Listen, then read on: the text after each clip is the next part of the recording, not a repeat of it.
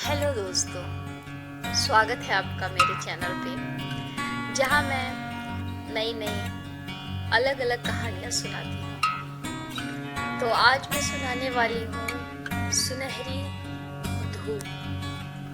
सुबह का वक्त था।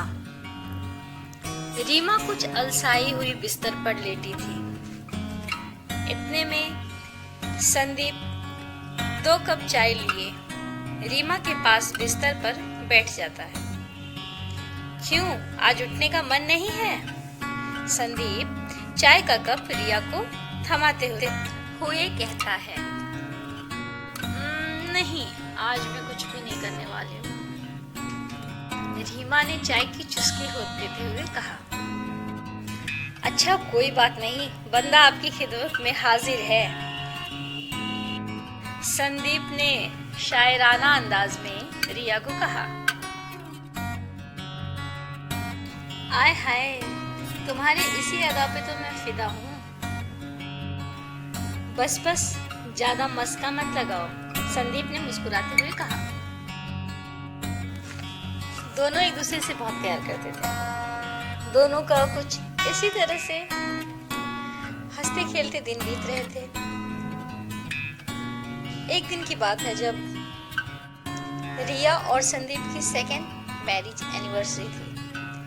तो उस दिन कुछ ऐसा हुआ कि शाम के 7 बज रहे थे।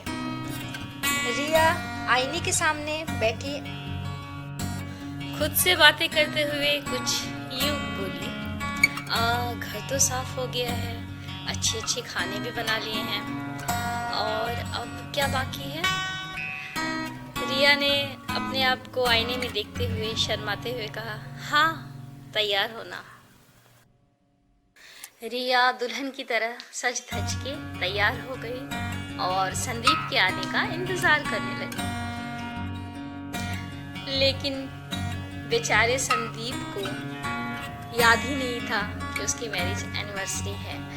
उसे इतना काम अचानक से आ गया उसी दिन कि वो लेट से घर आया। जब रात के 10 बजे तक भी संदीप घर नहीं आया, तब रिया के गुस्से का ठिकाना ना रहा। उसने सारा मेकअप उतार कर सिंपल सा नाइटी पहन लिया और गुस्से में संदीप के आने का इंतजार करने लगी। संदीप के घर आते ही रिया उस पे बरस पड़ी। संदीप भी थका हारा था, वो भी अपने गुस्से को बर्दाश्त न कर पाया है। दोनों में काफी बहस हुई। रिया अपने कमरे में जाकर अपने कमरे को अंदर से बंद कर दिया। वहीं संदीप ने भी ऐसा ही किया। अगले दिन सुबह संदीप चुपचाप ऑफिस चला गया। अगले दिन सुबह जब रिया अपने कमरे से बाहर निकली, तब उसने देखा कि संदीप ऑफिस जा चुका था। पिछली रात की वजह से रिया काफी उदास थी। तभी उसके दरवाजे की घंटी बजती है। दरवाजा खोलते रिया देखती है सामने उसकी पड़ोसन खड़ी थी। अरे रिया, शर्मा जी के यहाँ मेहंदी की रस्म है, तुम्हें जाना नहीं है? चलो। रिया ने कहा, हाँ जाना तो था, लेकिन कुछ नहीं, जल्दी से तैयार हो जाओ और चलो। रीमा भी शर्मा जी के यहाँ मेहंदी की रस्म में शामिल होने चली गई। वहाँ जाने के बाद रिया को कुछ याद ही नहीं रहा। समय का उसे पता ही नहीं चला कैसे रात हो गई, और अपनी सहेलियों के कहने पर वो वही रात में रुक गई। वैसे भी वो संदीप से नाराज थी, तो उसे तो मौका चाहिए था उससे दूर रहने का। संदीप जब घर पे आया तो उसने देखा रीमा नहीं थी। संदीप को लगा कि अपनी मम्मी के यहाँ चली गई होगी, इसीलिए संदीप ने उसे फ़ोन भी नहीं किया। अगले दिन सुबह संदीप न्यूज़पेपर पढ़ रहा था। तभी उसका मोबाइल बज उठा। फ़ोन उसकी सासू माँ का था।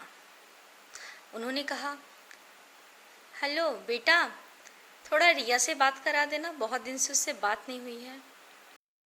संदीप चौंक पड़ा। उसने कहा, ऐसा कैसे हो सकता है? रिया तो कल रात से ही यहाँ नहीं है। रिया की माँ परेशान हो गई। संदीप जल्दी से पुलिस स्टेशन गया और गुमशुदगी का रिपोर्ट दर्ज करा दिया। संदीप की आंखों से आंसू रुक नहीं रहे थे। घर आने के 2 घंटे बाद पुलिस स्टेशन से फ़ोन आया। मिस्टर संदीप, हमें रोड पे एक लाश मिली है, आप आकर देख लें, क्या वो आपकी पत्नी का है? संदीप के हाथ पांव ठंडे हो गए। वो अपने आंसू पोंछता हुआ पुलिस स्टेशन की ओर चल पड़ा।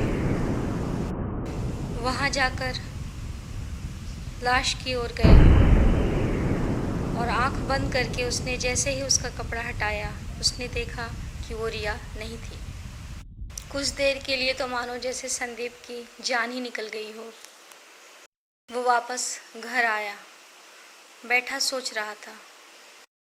तब तक रिया ने दरवाज़ा खटखटाया। रिया घर के अंदर आते हुए बोली, सॉरी, मुझे माफ़ कर दो, मैं तुमसे नाराज़ थी, इसलिए तुम्हें बिना बताए शर्मा जी के यहाँ मेहंदी की रस्मों में चली गई। अब जितना डांटना चाहते हो डांट लो, सॉरी।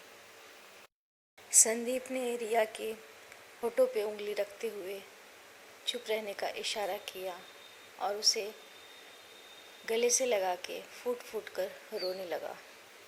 रिया को कुछ समझ में नहीं आ रहा था और संदीप को ऐसा लग रहा था जैसे तेज़ बारिश के बाद जाके अब सुनहरी धूप खिली हो।